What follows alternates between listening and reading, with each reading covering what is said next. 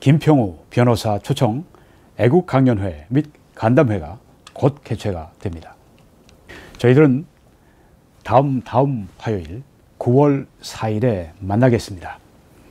오후 5시 정각에 시작하겠습니다. 그리고 8시에 마치겠습니다.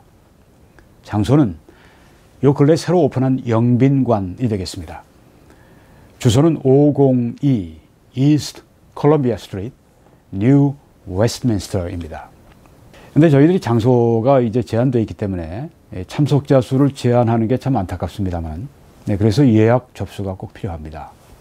예약을 해 주셔서 여러분 자리를 미리 이렇게 확보해 두시길 바랍니다.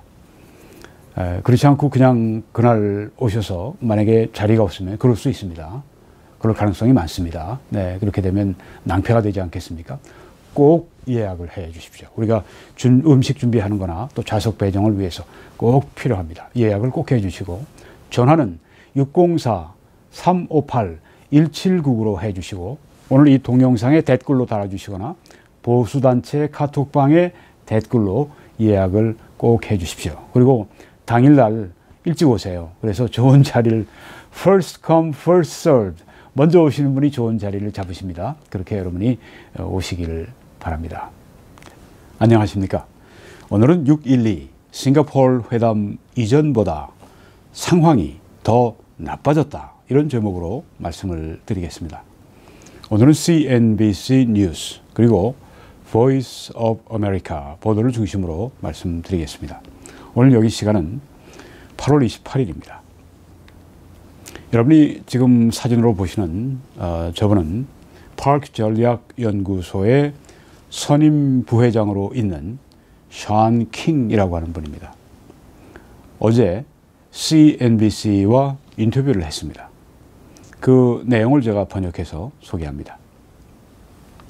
폼페이오의 방북 취소 그 자체는, 지난주에 폼페이오 국무장관이 북한으로 가려던 것을 그 전날 트럼프 대통령이 취소를 시켰습니다. 폼페이오의 방북 취소 그 자체는 큰 문제가 아니라고 생각한다. 문제는 더 깊은 데 있다. 트럼프가 생각하기에 싱가포르에서 김정은이 비핵화하겠다고 말했던 바는 트럼프가 생각하기에 김정은이 말했던 바가 아니다. 이 트럼프의 생각 속에 있는 것을 말하고 있습니다. 싱가포르에서 김정은이가 우리 비핵화하겠다 그 말했는데, 그 말은 실제적으로 김정은이가 말했던 바가 아니다 하는 것입니다. 그러니까 트럼프 대통령이 속았다, 그런 이야기입니다. 트럼프는 김정은이 핵무기를 포기할 것이라고 말했고 그걸 실제로 믿었습니다. 그 다음에 우리는 어떤 형태의 평화협정을 향해 나아갈 것이라고 생각한다. 지금도 그렇게 생각하는지 취소를 했는데 약간 의심이 들겠죠.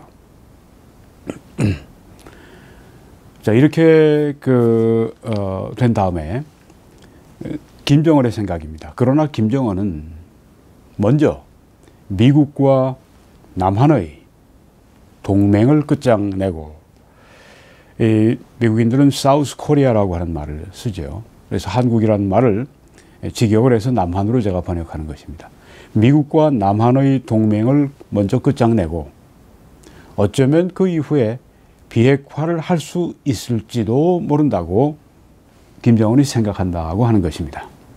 비핵화의 그 말의 뜻이 이것이라는 것이죠. 어떤 경우에든 핵무기는 그 목적을 달성했다. 싱가포르에서 김정은이가 우리 비핵화하겠다고 한 것은 그냥 순순히 비핵화한다는 얘기가 아니라 먼저 미국과 남한의 동맹을 파탄내고 그 이후에 봐서 비핵화할지 할지 안 할지 이렇게 생각한다고 하는 것입니다.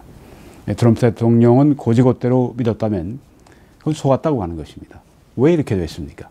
문재인 씨가 김정은이가 1년 내에 비핵화를 한다고 그렇게 트럼프 대통령에게 설득을 했기 때문에 트럼프 대통령이 여기까지 믿어왔다고 하는 것이죠.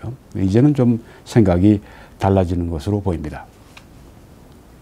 트럼프는 사람들의 이목을 끄는 행동을 하려고 했었는지 모른다. 그는 지난번 6월에 개최할 정상회담을 취소했다가 번복했다. 그때 취소했을 때 대단한 아주 이 세계적인 시선이 집중이 됐었죠. 네, 그러다 이제 번복을 했습니다. 이번에 또 그런 경우일 수 있다는 거죠. 이번에도 북한이 설설기며 다시 돌아올 것으로 생각했는지 모른다. 그러나 이런 행동은 한두 번 할 수 있는 것이다. 이 때문에 이번 행동은 사람들의 주의를 끌지 못했을 것이다. 이렇게 추정을 합니다. 현재의 상황이 정상회담이 열리기 전 6.12, 6월 12일 싱가포르에서 미북 정상회담이 열리기 전의 상황보다 지금 상황이 더 나빠졌다. 그렇게 보는 것입니다. 왜냐하면 그동안 중국과 러시아가 북한에 대한 제재 압박을 경감시켰기 때문이다. 우리는 한국과의 군사훈련을 일방적으로 취소했다. 우리 대통령 트럼프는 이러한 한국과 미국 간의 군사훈련에 도발적이다, provocative라고 하는 용어를 썼습니다. 도발적이다, 이렇게 딱지를 붙여 놓았다. 이것은 분명히 일본을 불안하게 만들었다. 일본뿐입니까? 우리도 역시 마찬가지였죠. 우리는 최대의 압박, maximum pressure를 다시 해야 한다. 중국과 북한 둘 다 압박해야 한다. 백악관에는 강경 노선을 취하는 전문 직원들이 있고 professional staff, 존 볼튼 같은 NSC 위원 같은 분이죠. 자신의 개인적인 화학 반응 케미스트리에 기초해서 거래를 성사시킬 수 있다고 느끼는 대통령 트럼프가 있다. 네, 김정은과 케미스트리가 화학 반응이 잘 통한다. 네, 그래서 잘 될 것이다. 네, 그런 얘기를 하고, 국방부 혹은 CIA 이런 그 정보기관에서 말하는 북한이 비핵화 안 할 것이다. 또 미국의 30명의 전문가들이 북한이 비핵화 안 할 것이다. 이렇게 얘기하는데 그거 무시해버리고 나의 그 나의 어떤 케미스트리, 나의 어떤 직관 이런 거로 이렇게 북한의 비핵화를 이룰 수 있다. 참 이렇게 생각한다는 것이 정말 많은 사람들에게 우려를 자아내고 심지어 아주 비웃음을 사고 그랬었죠. 이것은 마치 두 개의 평행하는 행정부가 있는 것과 같고 행정부 내 갈등이 있어서 마치 두 개의 행정부의 움직임처럼 북한은 이것을 이용하고 있다. 트럼프가 속고 있다고 하는 이야기입니다. 트럼프가 이란과 북한을 도운 중국의 텔레콤 회사를 놓아주었을 때 트럼프는 우리가 이 사안의 이 이슈에 대해서 serious, 진지하지 않다는 것을 중국에게 보여준 셈이 되었다. 여기 트럼프가 실수했다고 하는 그런 말을 하는 것입니다. 어떤 분들은 마치 성경이 오류가 없는 책이다 이렇게 믿는 것처럼 트럼프가 오류가 없다 혹은 거의 오류가 없다 믿는 분들이 있습니다. 물론 잘못된 것이죠. 어떻게 사람을 완전하게 우리가 볼 수 있겠습니까? 그래서 여러 면에서 상황이 6월보다 더 나빠졌다. 네. 정상회담 하기 전보다 상황이 더 나빠졌다. 이건 대부분의 사람이 그렇게 인정하는 것이죠. 이 북핵 문제를 다룰 때 네 가지 수단이 있습니다. 외교, 압박, 경제 제재, 그리고 블락케이드, 봉쇄를 포함합니다. 억제, 핵무기 사용을 못하도록, 있어도 사용 못하도록, 또 모든 것이 안 되면 북폭하는 이 네 가지가 있습니다. 지금 외교에 대한 그런 이 생각들은 거의 다 버리는 것 같습니다. 뭐 전 처음부터 안 믿었으니까요. 이제는 압박에 대해서, 억제에 대해서 사람들이 말을 하기 시작합니다. 뭐 압박, 경제 맥시멈, 아주 최대 압박을 해야 된다.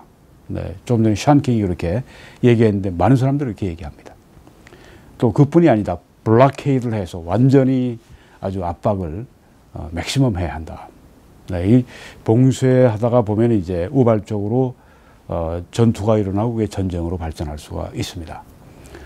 핵무기를 가지고는 있지만 사용을 못하도록 그렇게 억제하는 그런 얘기도 지금 나오고 있습니다. 핵보유국을 인정하자는 얘기죠. 그렇지만 핵을 못 사용하도록 그렇게 만들자고 하는 것입니다. 위협을 해서. 만약 이런 모든 일들이 다 통하지 않으면 그 다음에 북폭밖에 남는 것이 없겠죠.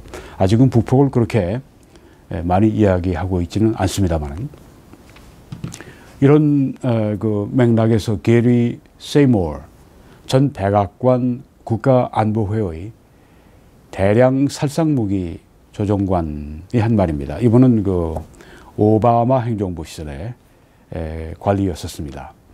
그러니까 이제 대화파죠. 인용하겠습니다. 트럼프 행정부는 제재를 통한 압박을 하려 할 것이다. 물론이죠. 그러나 내 생각으로는 북한 정권에 대한 제재를 복원시키는 일은 매우 어려울 것이라고 생각한다. 다시 옛날로 돌아가기는 어렵다. 아주 매우 어렵다. 이미 이유가 나왔습니다. 중국과 러시아가 벌써 제재를 완화시키기 시작했고, 이걸 뭐 어떻게 중지시키겠습니까? 미국은 보복의 위협을 통해 북한이 근본적으로 핵무기를 사용하지 못하도록 하는 정책으로 회귀해야 한다. 핵무기 사용 못하는 억제 정책. 물론 우리는 지난 10년간 이렇게 해왔다. 북한은 10년간 핵무기를 보유해 왔고 우리는 억제 정책을 실시해 왔다. 어떻게 해요? 핵무기에 미국 핵 전력 자산들을 한반도에 배치하고 또 우리에게 핵 우산을 한국과 일본에 제공하고 그런 것들을 통해서 그렇게 했습니다. 북한이 핵무기가 없다면 가장 좋은 일이지만 이것이 불가능하다면 유일한 선택은 억제일 것이다. 여기에서 지금 이 대화파, 미국의 좌파, 대화파는 이 전쟁을 아직도 원하지 않는 것을 볼 수 있습니다. 그래서 유일한 선택은 이렇게 얘기를 했습니다. 전쟁은 선택이 아니라고 하는 것입니다. 유일한 선택은 억제하는 것이다. deterrence. 억제하는 것일 것이다. 그 억제는 어떻게 합니까? 조금 전에 얘기한 것처럼 보복의 위협을 통해서 그렇게 한다. 이제 브루스 베넷 랜드 연구소의 국제 그리고 방어 선임연구원 그런 분야를 이제 연구하는 이 브루스 베넷의 이야기를 인용하겠습니다. 제가 번역한 겁니다. 그들이 비핵화할 준비가 안 되어 있다면 미국은 정보 작전을 시작해야 한다. 김정은의 모친이 일본에서 태어났으며 김정은의 할아버지가 김일성이죠. 일본인들의 협조자였다는 것을 말하기 시작하자. 김일성이가 친일이었다. 김정은의 어머니는 일본에서 출생했다. 이런 이야기. 김정은은 이러한 것들을 싫어할 것이다. 만약 우리가 김정은을 이런 방법으로 위협한다면 아마 김정은은 그가 약속했던 바를 실행에 옮길지 모른다. 글쎄요. 김정은에게 의미 있는 결과를 주어야 한다. 잘못한 것에 대해서 대가를 지불하도록 비핵화 약속을 지키지 않으면 거기에 대해서 meaningful, 아주 의미 있는 consequences, 결과를 주어야 정신 좀 차릴 것이다. 그런 이야기입니다. 네, 이런다고 김정은이가 비핵화를 하겠습니까? 너무 낙관적인 말인 것 같습니다. 그 다음에 이번에는 데니스 와일더 전 백악관 NSC 아시아 담당 선임 보좌관의 말을 인용하겠습니다. 이분은 부시 행정부 때 인물입니다. 그러니까 보수주의자죠.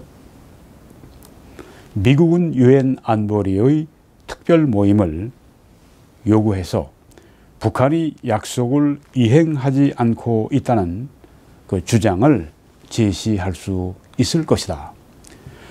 이것은 북한이 미사일과 핵 프로그램을 지속하고 있다는 증거를 포함할 수 있다.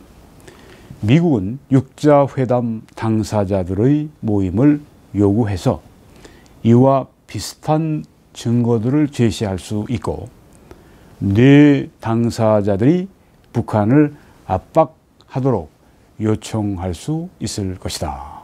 네, 압박에 대한 제재에 대한 그런 이야기를 여기 하고 있습니다. 압박 그리고 억제 이런 이야기들을 트럼프 대통령이 폼페이오 장관이 방북하는 걸 막은 다음부터 이런 이야기가 이제 나오기 시작하고 있습니다. 외교는 안 된다. 그런 인식이 지금 점점 지배적이 되고 있다고 하는 말이죠. 지금 김정은 그리고 옆에 조력자 문재인 이 두 사람은 무엇을 향해 질주하고 있습니까? 종전선언하자고 하는 것이죠. 그렇게 해서 평화협정을 맺도록 하자. 그렇게 되면 남북연방제, 물론 그렇게 되면 이제 미군 철수시키는 것이죠. 평화협정 맺었으니까 왜 외국 군대 주둔해? 나가쇼. 네. 정당한 근거를 마련해 놓고 미군 쫓아내고 남북연방제해서 우리끼리 잘 해보자. 그렇게 얘기하는데, 네. 남북연방제 하면 적화 통일 가는 거 기정사실입니다. 왜요? 북한은 한 팀이고 남한은 반쪽으로 갈라진 팀이니까 당연히 북한이 이기죠. 첫 번째 대통령 만약에 뽑는다면 김정은이가 될 확률이 아주 높습니다. 네. 문재인이라고 하는 사람이 적화 통일을 염두에 두고 있는지 많은 사람이 또 그렇게 생각을 합니다. 네. 의심하는 편이 나을 것입니다. 이쪽에 우리 트럼프 대통령은 미국은 먼저 핵무기 그리고 핵시설 이런 것을 리스트를 내놔라. 보고해라. 비핵화의 첫 번째 길인 이것을 먼저 시작하자. 안 하려고 그러죠. 비핵화를 안 하려고 그러는데 이게 되겠습니까? 내놓으라고 그러니까 갱스터같이 깡패같이 군다고 그렇게 저들이 저열한 말을 했습니다. 미국은 그 명단을 받고 비핵화를 하고 난 다음에 종전선언하고 평화협정하자 이렇게 나아가고 있죠. 이게 바른 그 순서죠. 네. 깡패 같은 자들은 이쪽에 왼쪽에 있는 자들입니다. 김정은입니다. 거기에 동조하고 있는 이 친북 주사파 정부의 그 리더 문재인 씨, 네, 그리고 주사파 정부. 참 한국에 지금 큰 해를 끼치고 있다고 하는 것을 평화하지만은 평화에 목맨다고 평화가 옵니까? 노예로 가는 길이고 망하는 길이죠. 평화를 원하면 전쟁을 준비하라는 말이 고사가 있습니다. 평화를 그렇게 부르짖고 평화를 위해서 무엇이든지 하겠다고, 네, 노예가 돼도 좋다. 이런 식으로 하면 그렇게 가는 수밖에 없습니다. 이 친북 종북 세력들 완전히 끊어내지 않으면 한국에 장래가 없습니다. 지금 대한민국과 김정은의 혈투가 한참 치열하게 피를 튀면서 진행되고 있습니다. 뭐 대화로 하자. 6월 12일 그때는 저 중간에 어중간하게 있는 이 트럼프 대통령이 거의 저쪽으로 붙어버렸습니다. 그러다가 지금 점점 이쪽으로 오고 있습니다.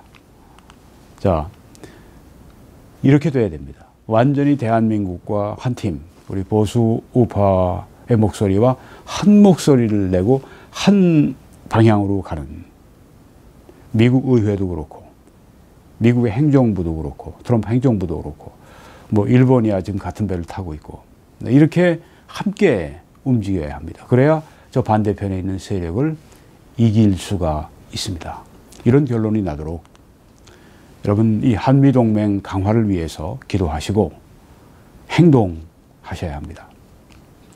방송하는 일, 지금 저 친북좌파 주사파 정부가 이 보수파의 방송을 옥죄기 위해서 지금 법을 제정하려고 한다고 그러죠. 참 큰일입니다. 그래도 우리는 방송을 계속해야 됩니다. 또 법적인 투쟁을 해야 합니다. 특별히 법조인들은 그렇게 하셔야 합니다. 그리고 태극기 집회, 지금 저기 캠프 험프리스 앞에서, 평택 미국의 기지 앞에서 지금 이 미군들을 격려하고 감사하는 그런 그 집회를, 시위를 저기 좀 하고 있습니다. 제가 직접 가서 찍은 사진이죠. 뭐 이외에도 여러 가지 행동을 우리가 열심히 지금 해야 합니다. 마음을 조금이라도 놓아서는 안 됩니다. 우리가 정말 목숨을 걸고 행동해야 할 시기인 것입니다. 우리는 그뿐 아니라 모든 일을 그분의 뜻의 결정대로 일하시는 하나님, 인간의 만사를 주장하시는 하나님께 우리가 기도하는데, 하나님의 말씀을 좀 들어보십시오. 여호와의 말씀이니라. 너희를 향한 나의 생각을 내가 아나니 평안이요 재앙이 아니니라. 너희에게 미래와 희망을 주는 것이니라. 너희가 내게 부르짖으며 내게 와서 기도하면 내가 너희들의 기도를 들을 것이요 너희가 온 마음으로 나를 구하면 나를 찾을 것이요 나를 만나리라. 이렇게 말씀하셨습니다. 기도할 수 있는 분들은 온 마음으로 하나님께 부르짖고 기도하고 나아가고 하나님을 찾고 그래야 할 지금 절박한 시기입니다. 여러분, 이 메시지를 저와 함께 전해 주십시오. 기도해 주시고 주위에 알려주시고 또한 재정적인 후원으로 함께 해 주셔서 이 방송, 이 메시지를 같이 전해 주십시오.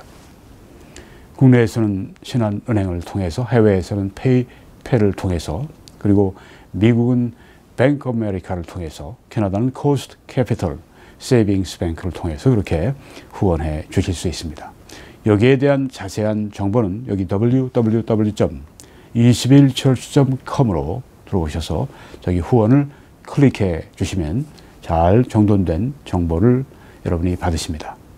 여러분 그렇게 해 주실 때 하나님의 놀라우신 축복이 여러분들과 함께 하시기를 간절히 기도합니다. 그리고 여러분들을 초대합니다. 저는 매주일 오후 2시에 밴쿠버 필그림 교회에서 설교하고 예배를 인도합니다.